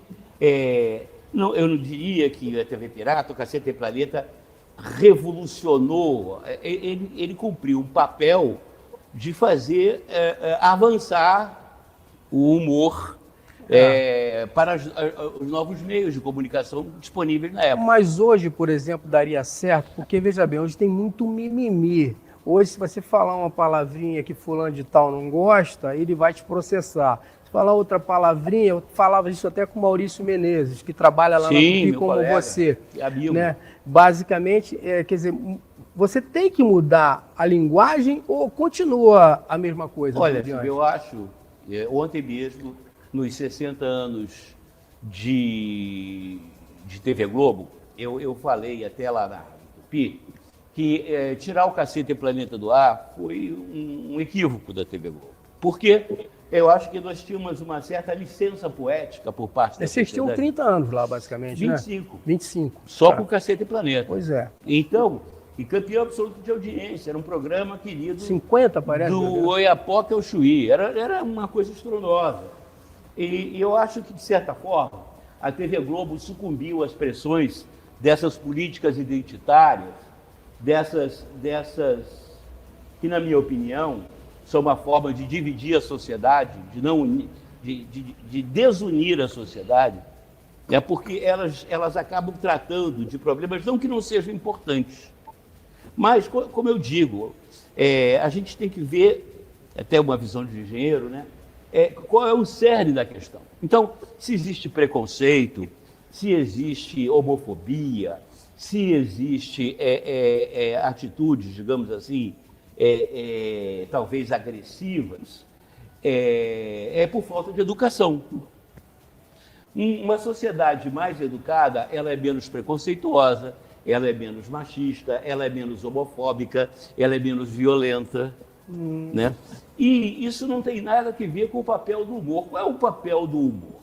O papel do humorista é fazer a sociedade rir dela mesma, se reconhecer nos seus defeitos, né? nos seus atos de preconceito, nos seus atos, digamos assim, como se diz hoje em dia, de bullying e tal, e refletir sobre isso, né?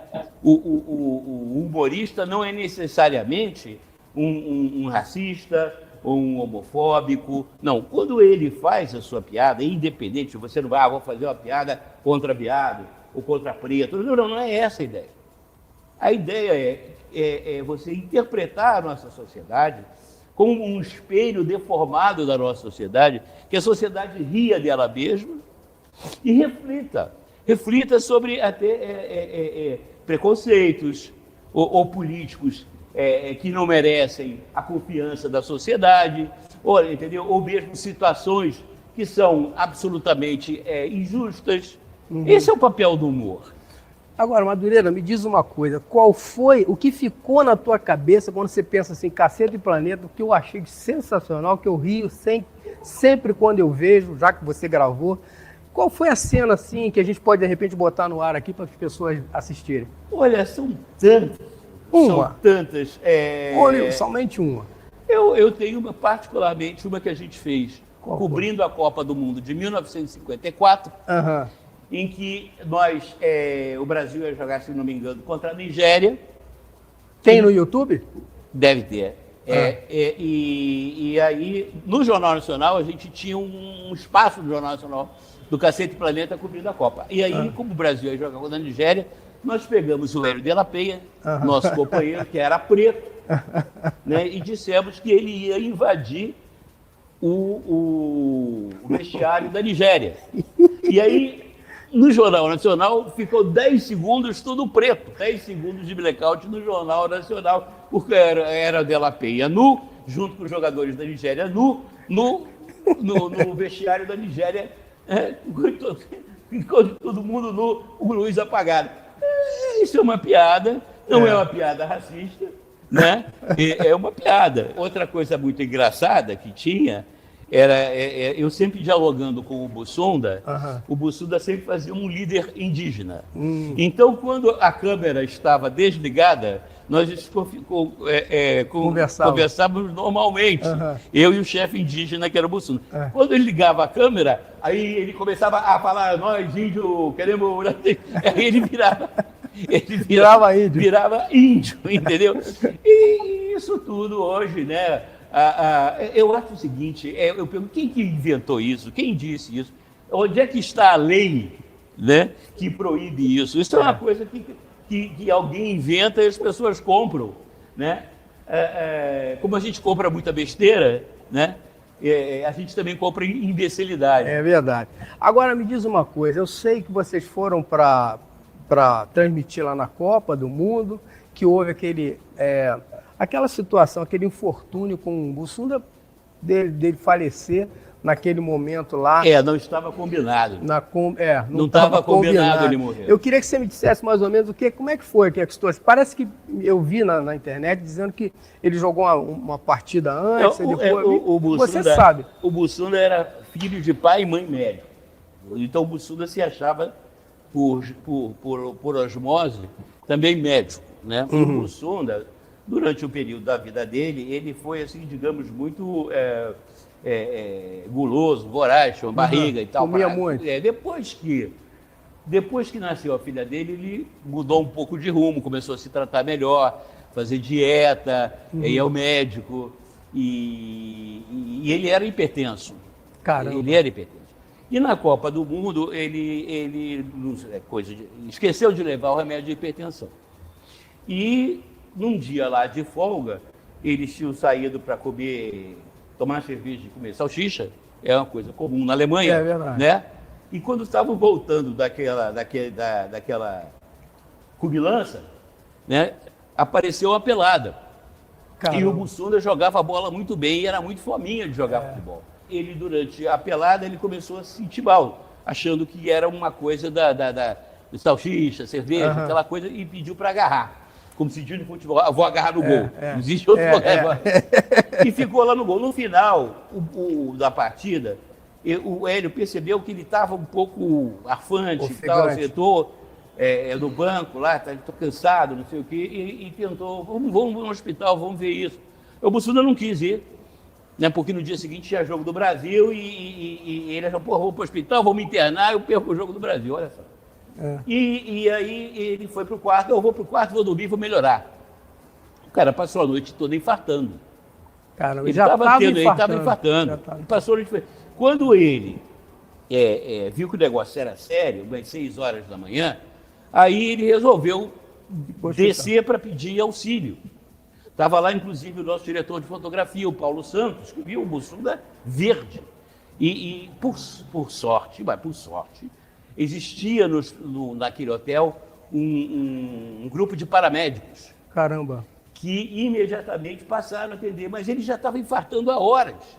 Então ele já devia estar com edema pulmonar. Enfim, o Mussunda teve uma parada cardíaca e não conseguiram ressuscitá-lo. Caramba. E aí nós tivemos uma perda traumática, não só de um colega de trabalho, eu conheci o Mussunda desde criança, e foi uma coisa horrorosa, né? Um momento assim... se eu te falei dos momentos alegres e divertidos, que foram muito, mas esse foi um momento trágico, triste, doloroso, né, que a gente viveu. No entanto, nós continuamos a fazer o programa com os mesmos ou até maiores índices de audiência, né, não que o Mussunda não fizesse falta, mas a gente achava que era o nosso dever. É isso aí. Bom, minha gente, eu estou conversando aqui com o Marcelo Madureira, um dos componentes do Caceta e Planeta, faixa preta. Depois eu vou perguntar ele se ele é faixa preta mesmo ou se é tarja preta, né? Porque, na verdade, pode ser tarja preta. Não, são os dois. De judô. São os dois. Então, vamos ao intervalo. Tarja preta e faixa preta. Vamos ao intervalo comercial, daqui a pouco a gente volta. Programa PubliRio Online. Apresentação Silvio Barbosa. Hoje eu vou sair de casa pra comer peixe na brasa, comer meu peixe do rio sem nenhum favor. Onde é que é? Toca da Traíra, pintado na brasa, o melhor peixe do rio. Toca da Traíra, o melhor peixe do rio. Estilo, cuidado e uma experiência única. Na Rio Esporte Barbearia, você encontra tudo para elevar seu visual. Do clássico ao contemporâneo, cortes precisos, barbas bem feitas, hidratação capilar e um atendimento diferenciado. E no Shopping Downtown temos também serviço de podologia, porque seu cuidado vai além do cabelo. 2 unidades prontas para te atender com qualidade e estilo. Rio Esporte Barbearia, o seu estilo começa aqui.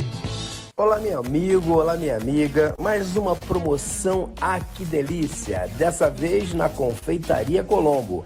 É um café duplo para você e para o seu amor. Você vai curtir torradas Petrópolis, croissant, mini baguete, bolo, queijinhos, presunto. Você vai escolher tomar café, um chocolate ou um chá.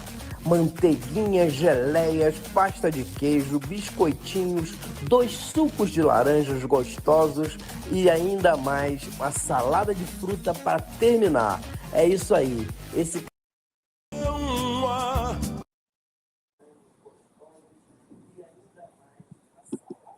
para você e para o seu amor.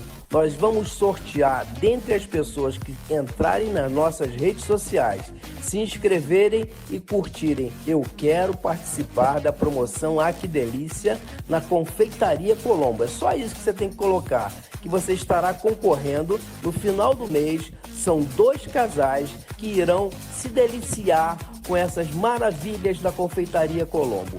É só se inscrever nas redes digitais do nosso programa. Eu quero participar dessa promoção. Ah, que delícia, tá bom? Aguardo você, hein? Se inscreva, vamos lá, vamos! Oportunidade imperdível no Recreio dos Bandeirantes. Treine com o sensei Hugo Arrigoni, que com uma vida dedicada ao karatê, tem sabedoria inestimável para compartilhar com as novas gerações. Além de habilidades de autodefesa, fortaleça mente e corpo. Perfeito para adultos, homens, mulheres e crianças. Aulas às segundas e quartas às 19 horas. Vagas limitadas. Descubra, evolua. Inscreva-se agora.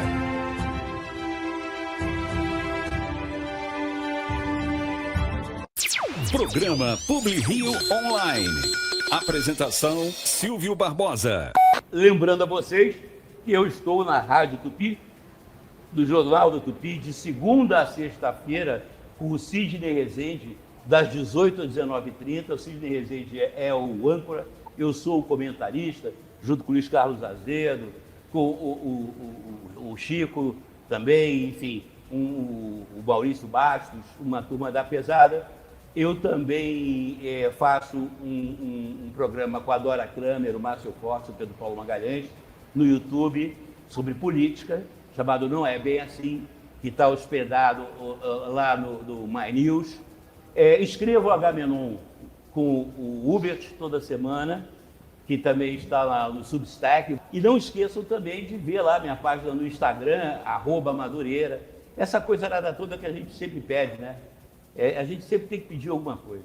Olha, é exatamente isso que eu ia te perguntar, na verdade. Eu sei que você está na Rádio Tupi lá com meu amigo Sidney Rezende, que está bombando, né? O programa parece que começa às 6 horas, aí depois ele vai... 18 às 19h30. 18 às 19h30, um programa show de bola. E uma outra coisa que eu queria te perguntar, como é que você está vendo o Madureira? Primeiro, por que Madureira? Porque eu comecei a minha vida, quando eu estava na escola de engenharia, eu defendia um trocado animando festa infantil. Em Madureira? Não, no Rio de Janeiro inteiro. Mas a gente, naquela época, não tinha essa coisa de animador, não tinha essa... Só tinha a gente, o Carequinha e o mágico Big Jorge. Então a gente fazia muita festa. Então eu, junto com um amigo e colega, o José Leão Zilberstein, a gente montou um grupo, o Gran Circo Pessegonha, e nós éramos os palhaços. Ele falou, eu sou o palhaço Cantareira. Bom, então eu tenho que ser o palhaço Madureira, para rimar Cantareira e Madureira. Aí ficou Madureira, para o resto da vida. E aí a gente vê aí esse codinome Madureira aí. Agora, Madureira, vamos voltar para o lado sério da vida real aqui. Sim. Você está vendo aí na rádio.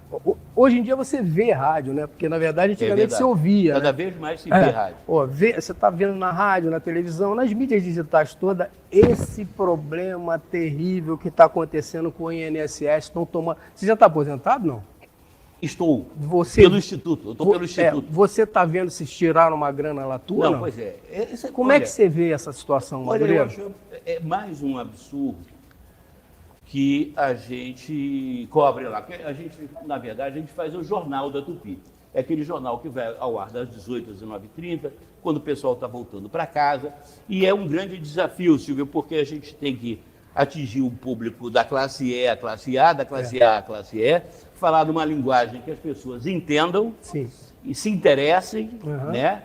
Está muito bom, parabéns. Muito obrigado. É um grande desafio, talvez um dos maiores desafios da minha carreira. Ter essa capacidade de despertar o interesse das pessoas, né, para aquelas notícias que aparentemente podem ser maçantes ou difíceis de entender, principalmente na área de economia. O que aquilo traz como influência para a vida das pessoas. Então, é um grande desafio. O Brasil... E mais você, porque você é um humorista, quando você geralmente, por exemplo, se o Costinha começa a falar, todo mundo começa a rir. No teu caso também. Aí, mas só que você tem aquele viés sério, né? Cada hora é uma pegada.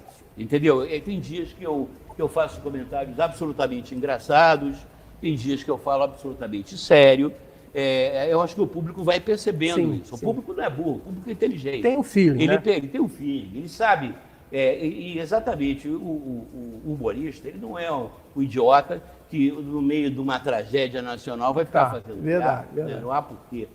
Nesse caso do INSS, é mais um escândalo. No Brasil, nós vivemos uma sequência de escândalos, né, em que eu acho, pessoalmente, que o pior problema do Brasil é justamente a impunidade.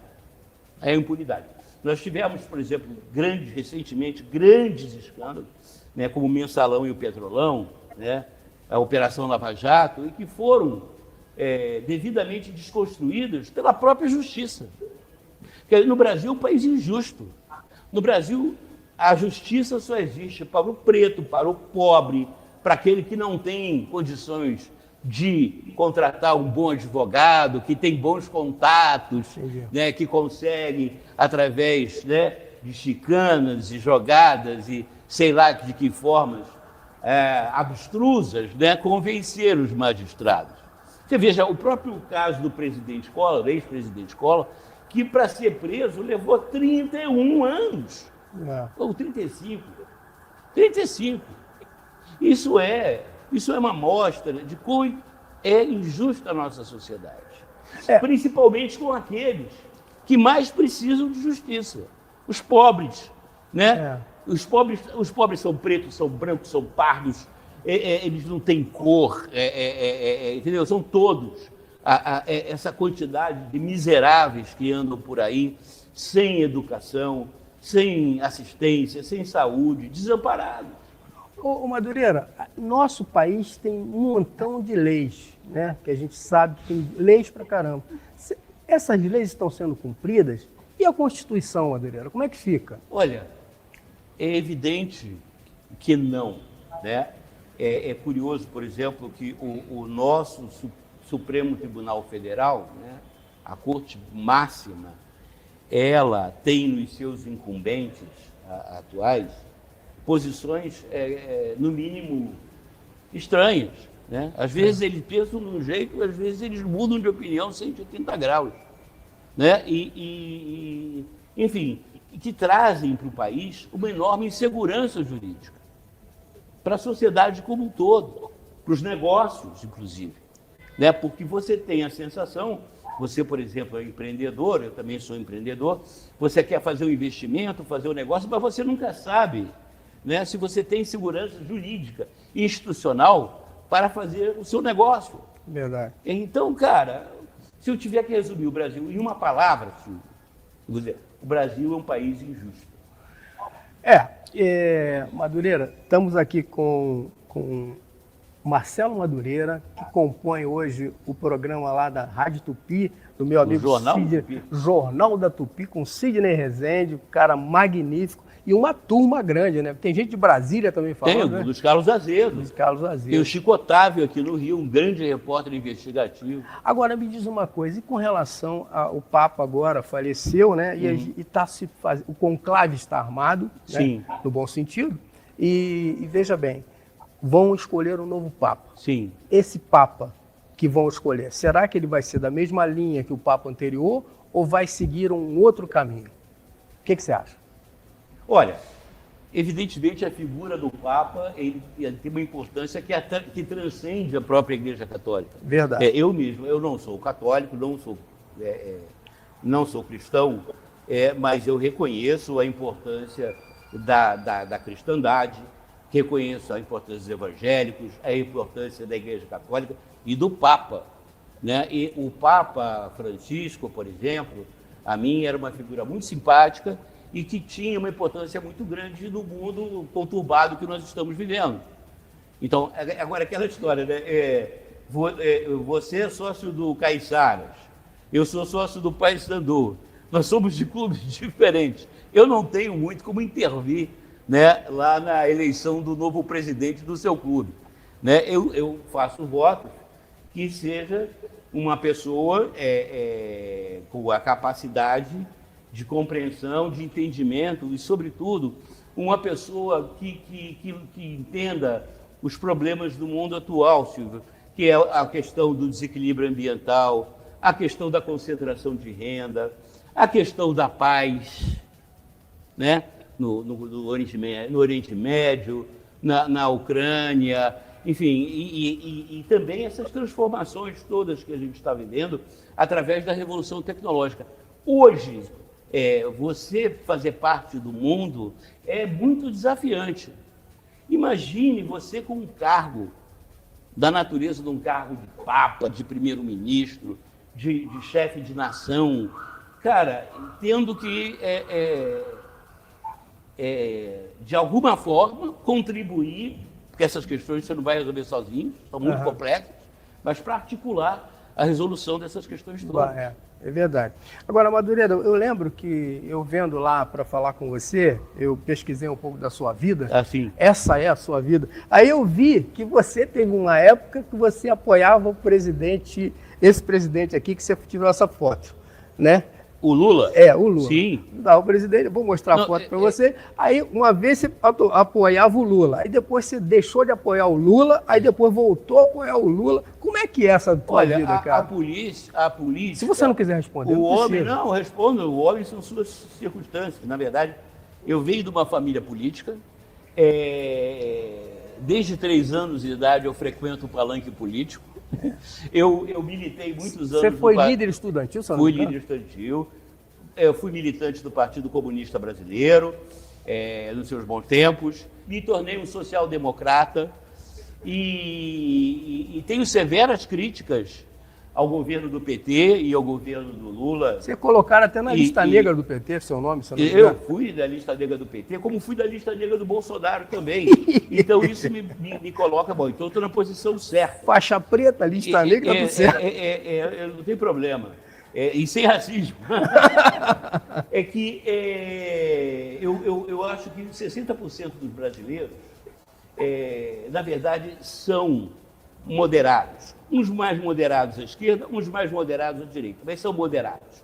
Existe uma minoria de radicais de esquerda e de direita que acabam dominando o cenário político, acabam trazendo uma deformação do que é o cenário político. Então não tem respeito pela pessoa. Você é do...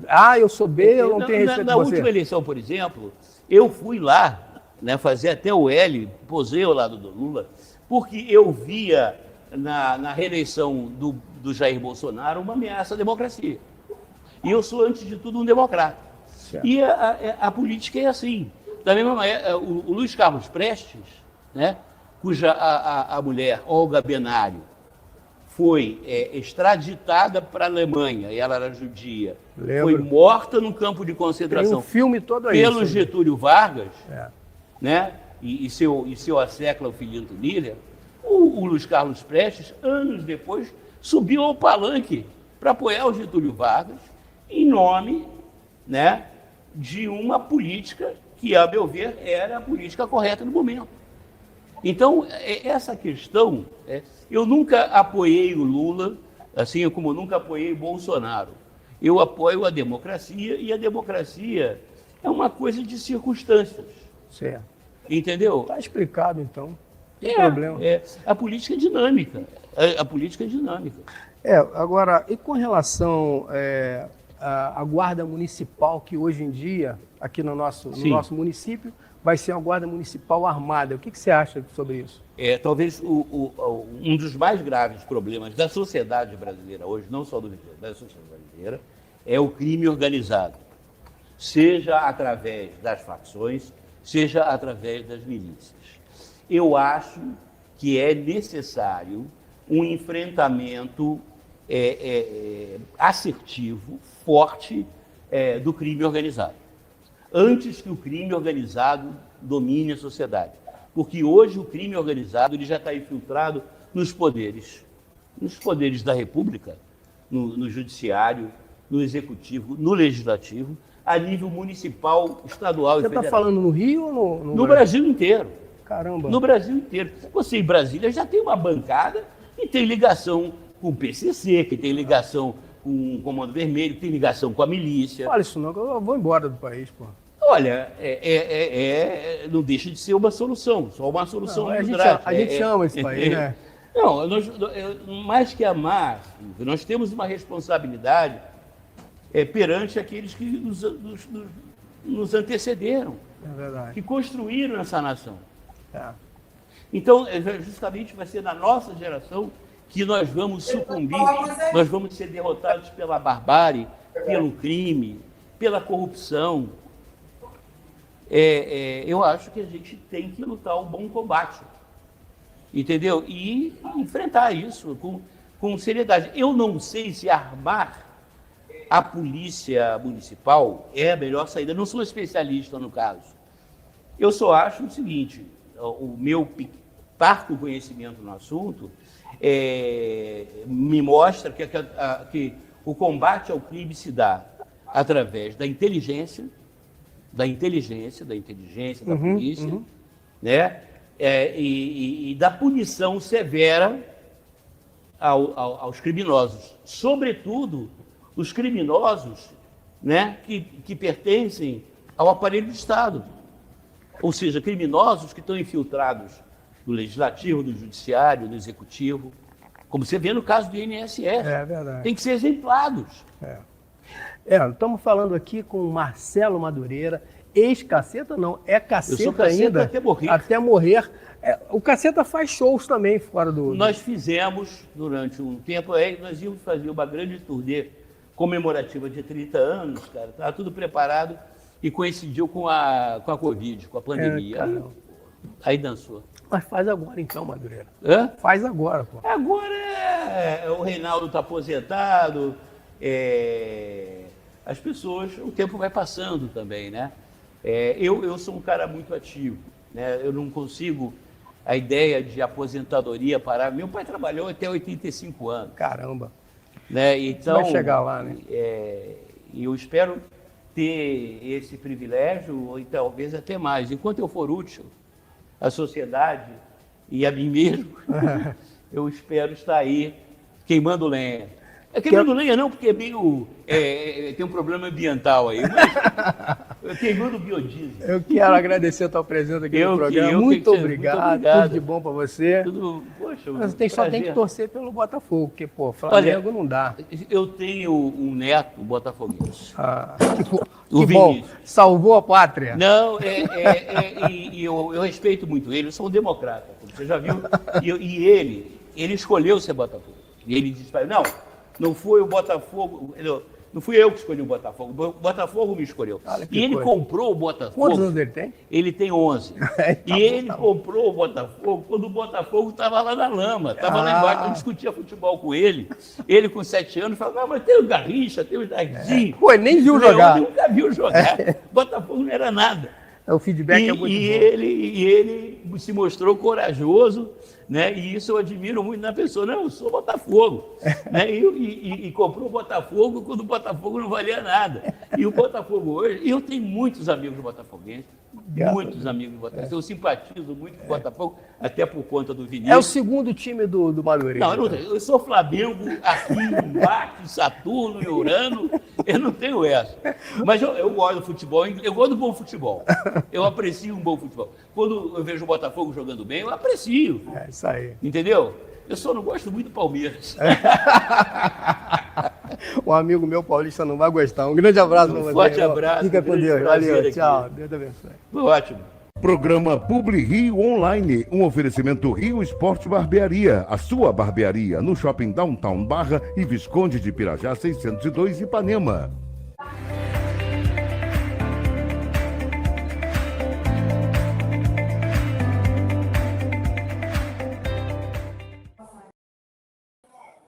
Eu quero agradecer a todos vocês pelo assistir aqui o programa, né? Ouvir o programa. Nós estamos transmitindo direto para o Facebook, para o Instagram e também para Facebook, Instagram, o que mais?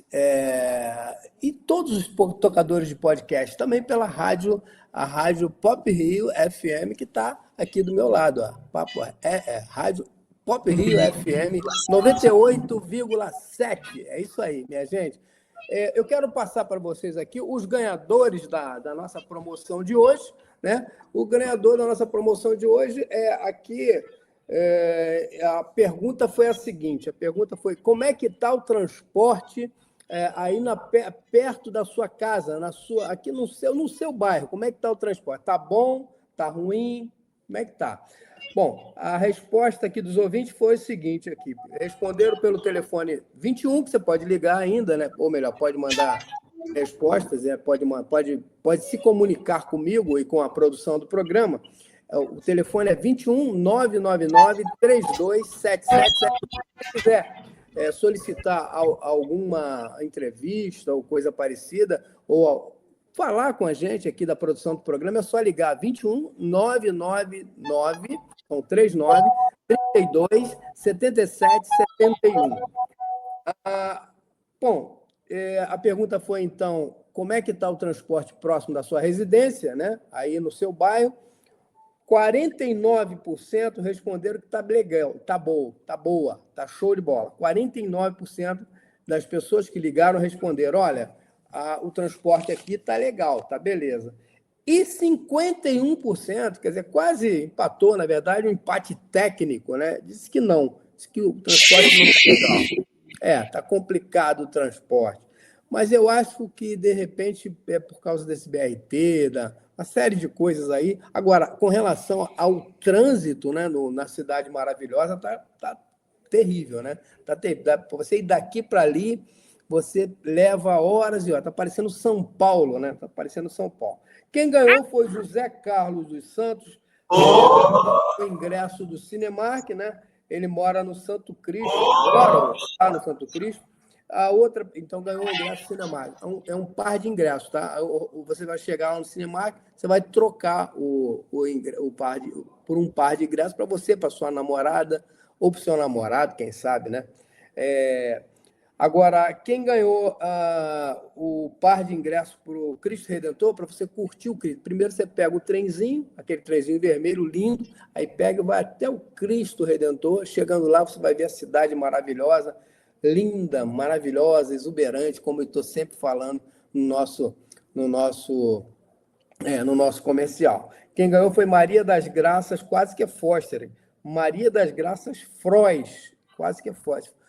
Falar nisso, onde é que está Maria da Graça Foster, hein? Quem souber, liga para o meu celular e me fala. Maria da Graça Foster, aquela mulher era braba, né? Lá da Petrobras, lembra dela? Pois é. Essa Maria das Graças é Frois, ela mora na Barra, ou está na Barra, né? Então ganhou um par de ingressos para você curtir o trenzinho do Corcovado e o Cristo Redentor, braços abertos, com a Guanabara, até quinta-feira. Quinta-feira a gente volta, vou botar uma música aqui para a gente curtir e no final a gente tá se despedindo, já vamos direto embora, tá bom? Grande abraço para você, que tudo corra bem, que Deus abençoe a todos, tá? Vamos nessa? Vamos tocar então, vamos ver, vamos lá. Silvio Barbosa está na Pop Rio 98,7. Não há povo mais generoso e mais carinhoso do que o povo do Rio. Não há uma outra aquarela de paisagem tão bela. Não há. Eu sei que você vai dizer, é verdade. Rio de Janeiro, orgulho de todo brasileiro, terra do samba e do futebol, do poeta, do amor e do sol. Rio de Janeiro, tão querido no mundo inteiro, se eu pudesse guardaria num pequeno viril esse cartão postal do Brasil.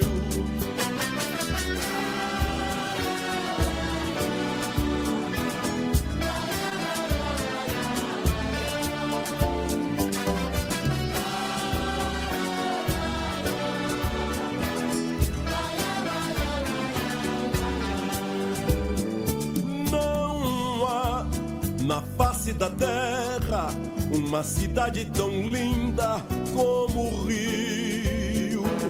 Não há povo mais generoso e mais carinhoso do que o povo do Rio. Não há uma outra aquarela de paisagem tão bela. Não há. Eu sei que você vai dizer, é verdade. Rio de Janeiro, orgulho de todo brasileiro, terra do samba e do futebol, do poeta do amor e do sol. Rio de Janeiro, tão querido no mundo inteiro, se eu pudesse guardaria num pequeno viril esse cartão postal do Brasil.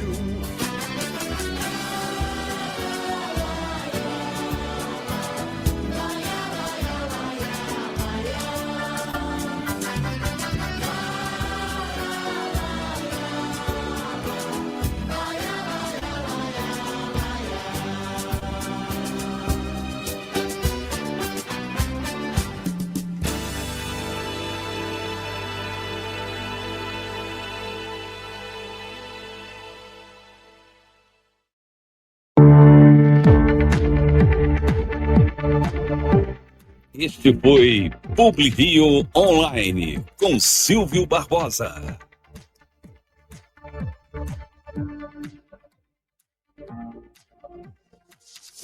Você tem um encontro marcado com Silvio Barbosa na Rádio Pop Rio FM. Programa Publi Rio